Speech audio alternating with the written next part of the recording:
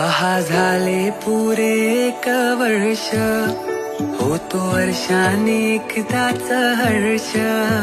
गोड अन्नाचा होतो रे स्पर्श,